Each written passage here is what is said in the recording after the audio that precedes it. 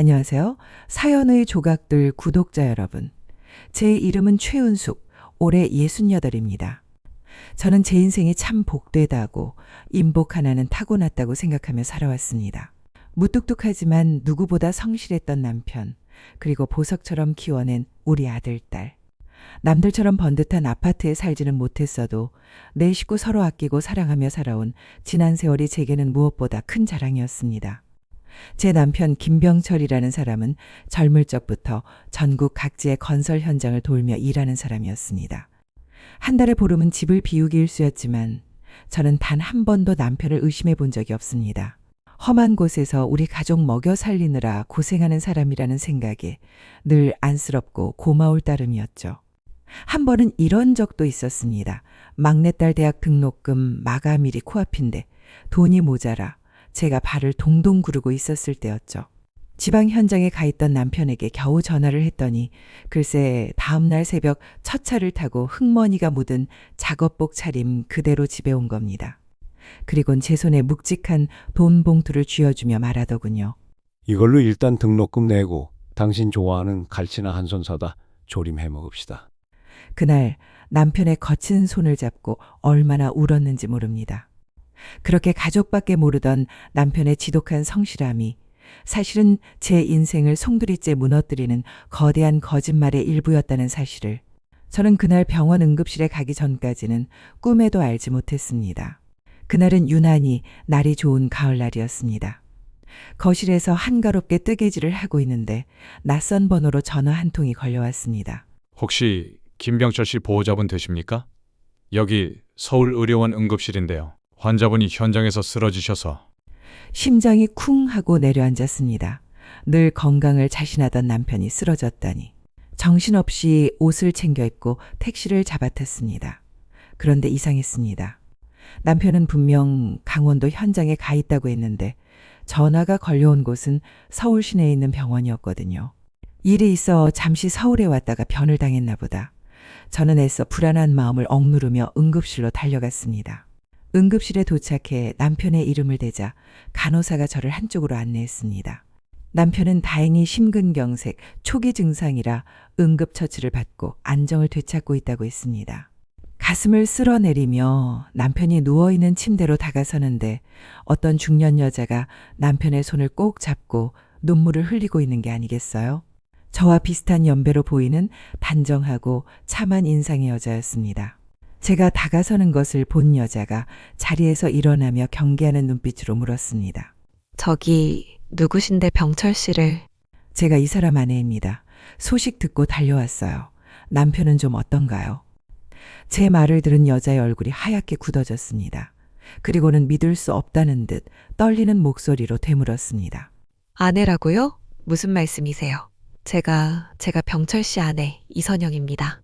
그 여자의 말에 이번에는 제 머릿속이 하얘졌습니다. 이게 대체 무슨 상황인가? 서로를 마주보며 아무 말도 못하고 서 있는데 한쪽에서 젊은 남자가 다가와 그 여자의 어깨를 감쌌습니다. 엄마, 괜찮아? 이분은 누구셔? 아들이었습니다. 제 아들이 아닌 남편과 그 여자를 쏙 빼닮은 아들. 그 순간 제 40년 결혼 생활이 발밑부터 무너져 내리는 소리가 들렸습니다. 상황을 파악한 간호사가 저희를 상담실로 불렀습니다. 환자분, 인적사항의 두 분, 성함이 전부 배우자로 올라가 있어서요. 김병철 환자분과 두 분, 대체 어떻게 된 관계이신지. 그 여자, 이선영이라는 사람은 울먹이며 30년 전에 남편과 혼인신고를 하고 아들, 딸 낳고 살아온 자신의 이야기를 털어놓았습니다. 남편은 그 여자에게 지방 출장이 잦은 무역회사에 다닌다고 거짓말을 했던 겁니다. 한 달의 절반은 우리 집에서, 나머지 절반은 그 여자의 집에서. 그렇게 30년이 넘는 세월 동안 두 개의 가정을 꾸려온 것이었습니다. 저는 첫 번째 아내, 그 여자는 두 번째 아내였던 거죠.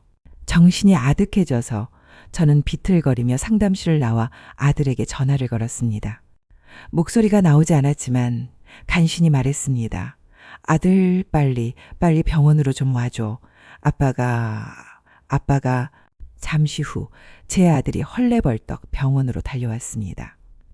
자초지종을 들은 아들의 얼굴도 저처럼 하얗게 질려갔습니다. 아들은 그 여자와 그 아들 앞으로 다가가 삿대질을 하며 소리쳤습니다. 당신들 대체 정체가 뭐야? 우리 아버지한테 붙어서 뭐 뜯어먹으려는 사기꾼들이지. 당장 경찰에 신고하기 전에 여기서 꺼져. 그러자 그 여자의 아들도 지지 않고 맞받아쳤습니다. 이보세요, 사기꾼이라니 말이 심한 거 아니오. 우리 아버지고 저분은 우리 어머니셔. 당신들이야말로 어디서 굴러먹던 사람들인데 우리 아버지를 안다고 나타난 거야. 온몸에 피가 차갑게 식는 것 같았습니다. 남편의 성실함, 무뚝뚝함, 잦은 출장, 그 모든 것이 저를 속이기 위한 연극이었다는 사실에 숨이 막혀왔습니다. 집으로 돌아온 저는 멍하니 앉아 있다가 남편의 서재 깊숙한 곳에 있던 낡은 철제 금고를 떠올렸습니다. 한 번도 열어본 적 없는 중요한 서류만 넣어둔다는 그 금고. 아들에게 부탁해 금고를 열어본 저는 그 안에서 모든 진실을 마주하고 절규하고 말았습니다. 금고 안에는 그 여자와 아이들의 이름으로 된 가족관계 증명서, 저와 이혼했다는 위조된 서류, 그리고 제 명의로 된 집을 담보로 받은 수억 원의 대출 서류가 들어있었습니다. 남편은 저 몰래 서류를 위조해 이혼한 것처럼 꾸미고 그 여자와 다시 혼인신고를 했던 겁니다. 하지만 그게 끝이 아니었습니다. 다음날 저는 혹시나 하는 마음에 은행을 찾아갔습니다.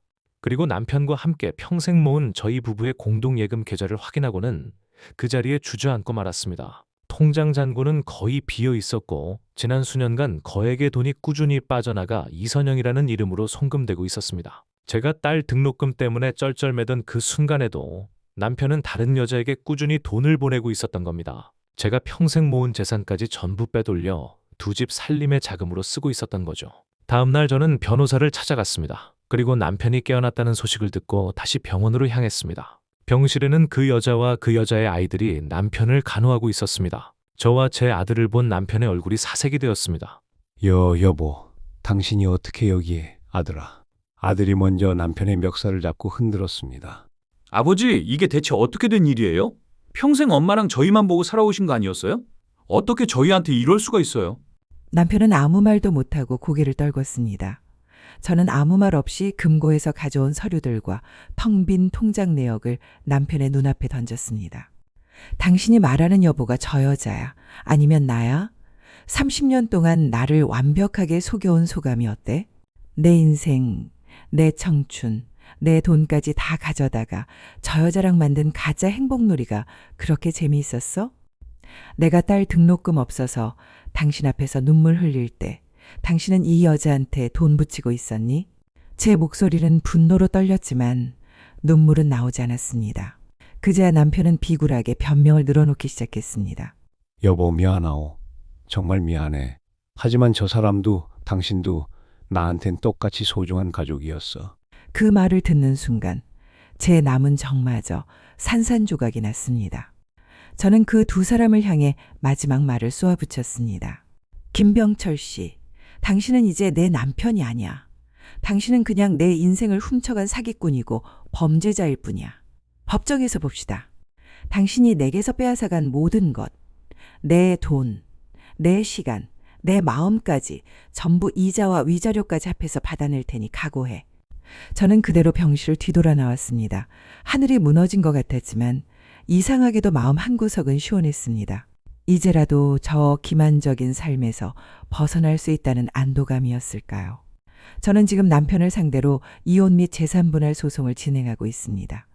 중원과 사문서 위조, 횡령에 대한 형사 고소도 함께 준비하고 있고요. 물론 힘든 싸움이 될 겁니다. 자식들은 충격에 빠졌고 제 마음의 상처는 평생 아물지 않겠죠. 하지만 저는 더 이상 나약한 아내, 순진한 엄마로 살지 않으려 합니다. 빼앗긴 제 인생을 되찾고 저 자신을 위해 다시 일어설 겁니다. 구독자 여러분, 만약 여러분의 삶에 이런 끔찍한 배신이 찾아온다면 과연 어떻게 하시겠습니까? 모든 것을 용서하고 가정을 지키시겠습니까? 아니면 저처럼 제2의 인생을 찾아 나서시겠습니까? 여러분의 지혜로운 의견을 기다리겠습니다. 사연의 조각들의 이야기가